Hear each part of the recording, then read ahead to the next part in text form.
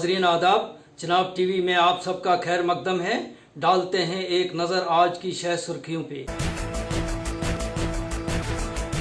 जिला डोडा के मुख्तलिफ करारंतना मराकज़ में रखे गए 95 अफराद को फारिग करके घरों को रवाना किया। जिस्मानी तौर माजूर बशीर अहमद की जिला इंतज़ामिया से अपील, अभी तक इंतज़ामिया की तरफ से इमदाद का मुंतज़िर।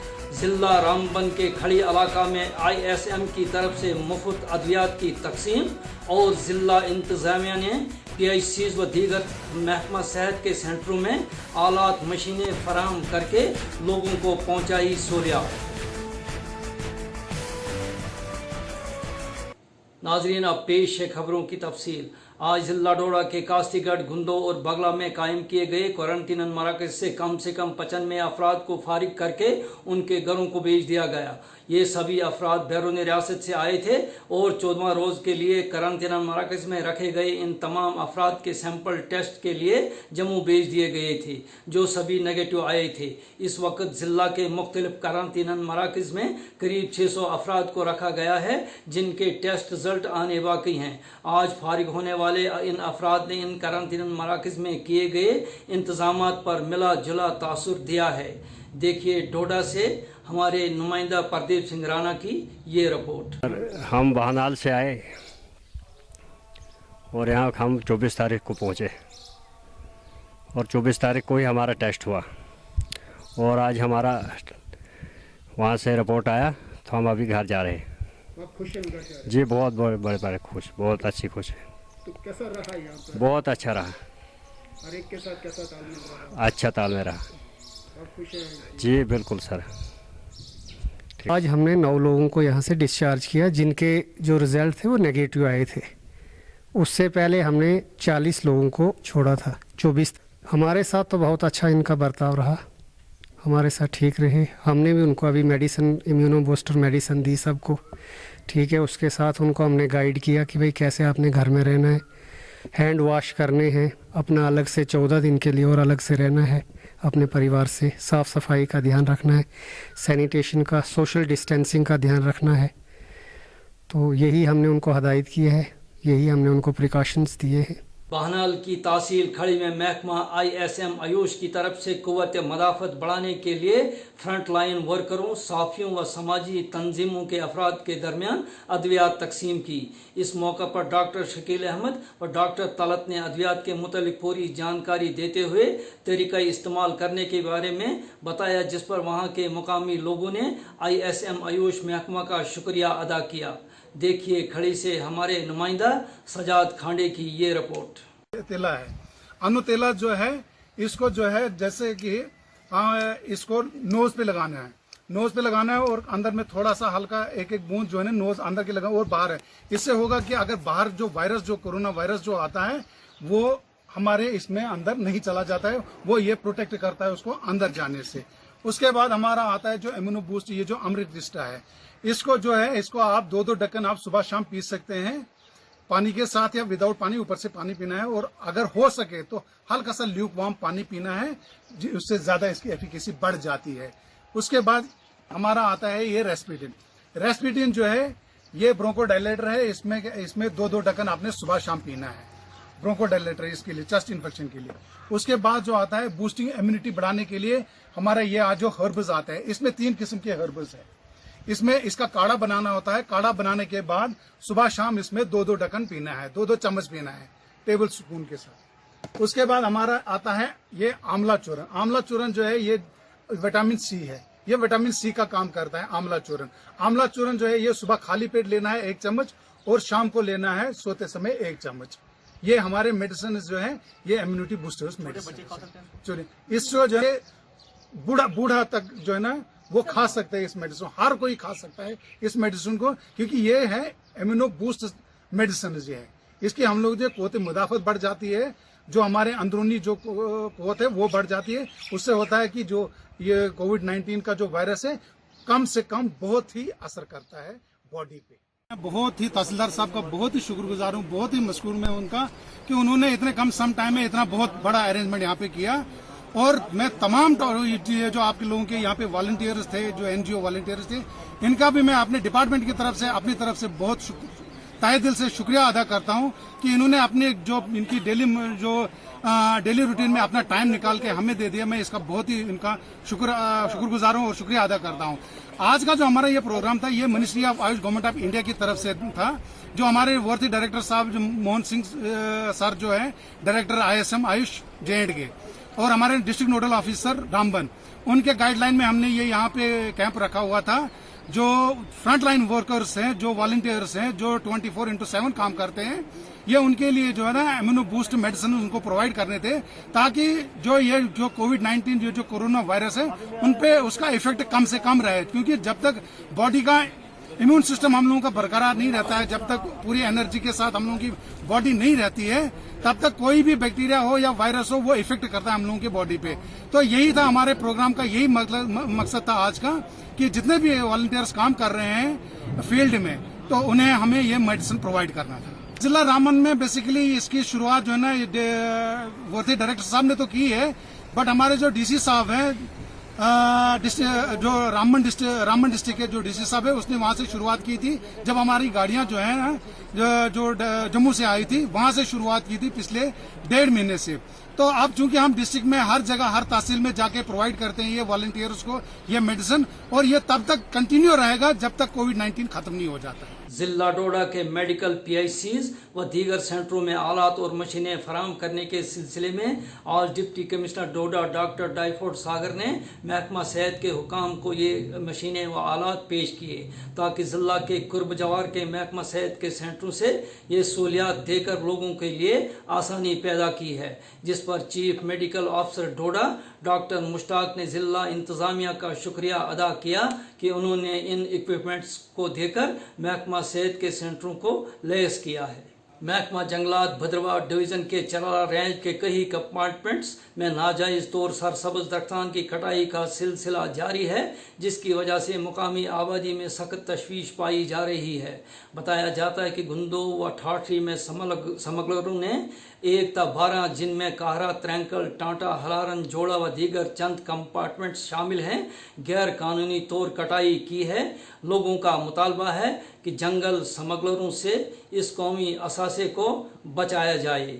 देखिए ठाठरी से हमारे नुमाइंदा बिलाल बलेसी की ये रिपोर्ट।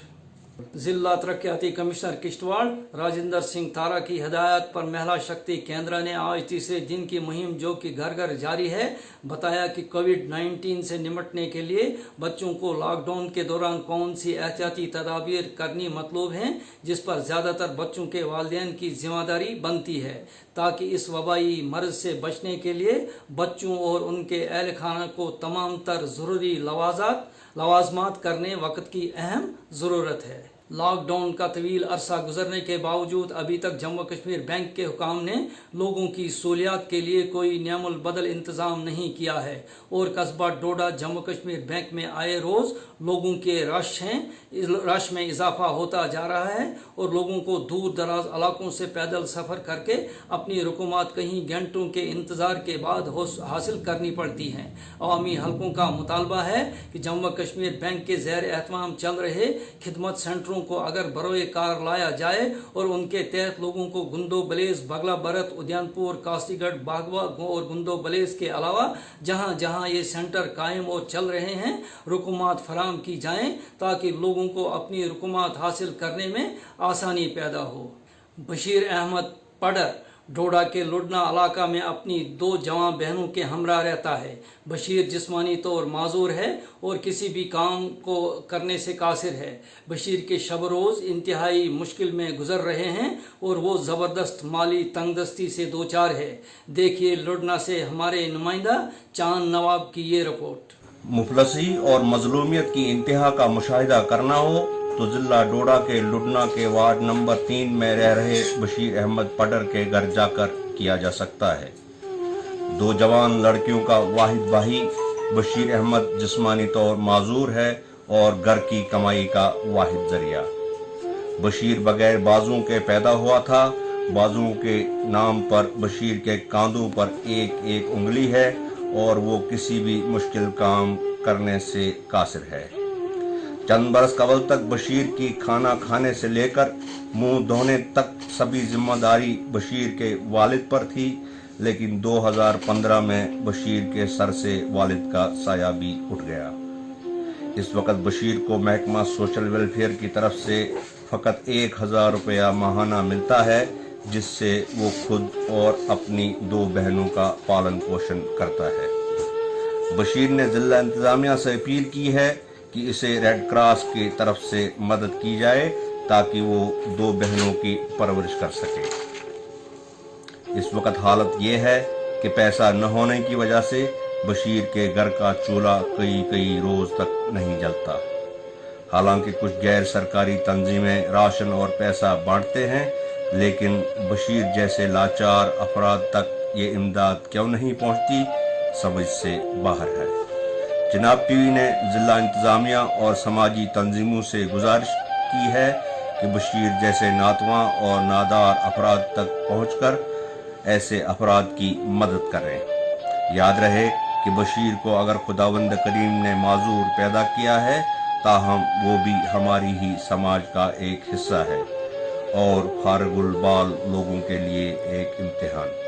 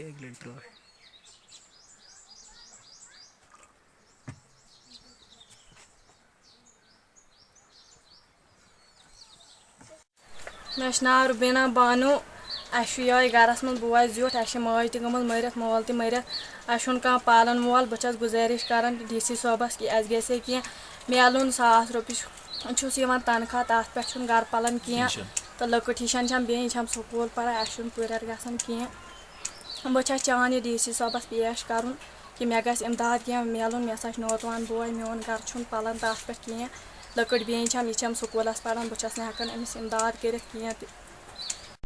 मैं नाज़िब परवीन सरपंच पंचायत लुडना। बशीर अहमद पडर मेरी पंचायत का रहने वाला है जो कि पैदाइशी हैंडीकैप्ड है। बशीर अहमद के घर में 2 छोटी बहनें भी हैं। बशीर अहमद की पेंशन 1,000 रुपये है जो कि घर चलाने के लिए काफ़ी नहीं है। बशीर अहमद यहाँ के लोगों की रहम व करम पर ज़िंदगी गुजार रहा है। गवर्नमेंट की तरफ से बशीर अहमद को नानसेक में PMAY की रजिस्ट्रेशन कराई है जिसको गवर्नमेंट की तरफ से इम्प्लीमेंट करने का कोई आर्डर अभी तक नहीं है।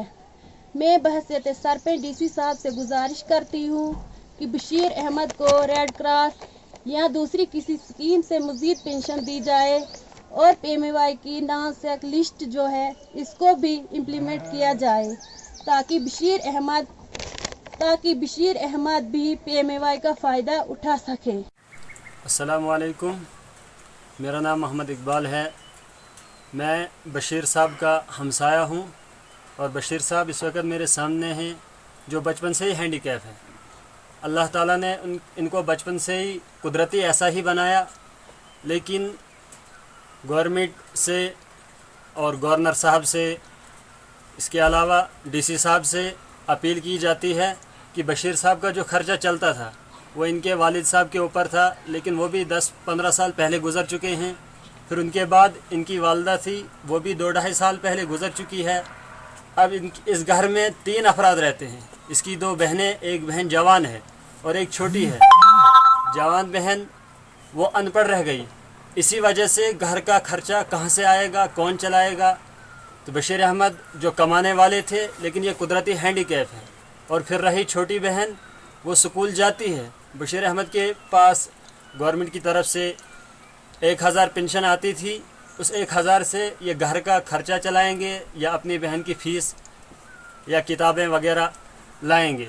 इसलिए गवर्नमेंट से, गवर्नर साहब से, खुसूसन गवर्नर साहब से और DC साहब से अपील की जाती है इस घर के बारे में, बशीर साहब के बारे में कुछ ज़रूर सोचा जाए। अशरफ है, मैं यहाँ का सोशल एक्टिविटिस्ट हूँ। ये बशीर अहमद पडर साहब हैं जो पैदाइशी हैंडीकैप्ड हैं। इनकी हालत ज़िंदगी ये है कि इनके बाप जो है वो 12 साल पहले, 12-15 साल पहले गुज़र गए हैं और इसकी माँ भी 2 साल पहले इस दुनिया से वफ़ात हो चुकी है। अब ये जो बशीर अहमद है ये तो पैदाइशी हैंडीकैप्ड है। अब ये कैसे ज़िंदगी गुजारता है तो ये तो यही जानता है और ऊपर वाले का करना है। ऊपर वाले की रहम व करम पर ये जी रहा है। यहाँ पे 1,000 रुपये इनको पेंशन मिल रही है, उससे तो इसका गुजारा तो हो नहीं रहा है। 1,000 से आजकल होता क्या है। मैं गवर्नमेंट से अपील करना चाहता हूँ कि कम से कम बशीर अहमद को किसी फंड से, जो सोशल वेलफेयर की तरफ से तो मिल ही रही है, किसी और डिपार्टमेंट से इसको मज़ीद पेंशन दी जाए ताकि ये अपनी ज़िंदगी का गुजारा कर सके। इसकी 2 बहनें भी हैं, उनको भी पढ़ाना चाहता है। एक बहन जवान है जो जिस पे ये बिल्कुल डिपेंड है, वही इसको नहलाती है, वही इसको खाना खिलाती है। खुद तो खाना ये पैरों से खाता है। जब इसको बहुत मुश्किल, अगर ये गिर जाएगा फिर तो ये दूसरा ही इसको उठा सकता है। तो मैं गवर्नमेंट से यही अपील करता हूँ कि कम से कम इसको मज़ीद पेंशन दी जाए ताकि ये ज़िंदगी गुजार सके। तो नाजरीन, इसके साथ ही आज का ये खबरनामा अपने इख्ताम को पहुँचता है। दीजिए अपने मेज़बान नसीर अहमद खोड़ा को इजाज़त, फिर मिलेंगे। आदाब।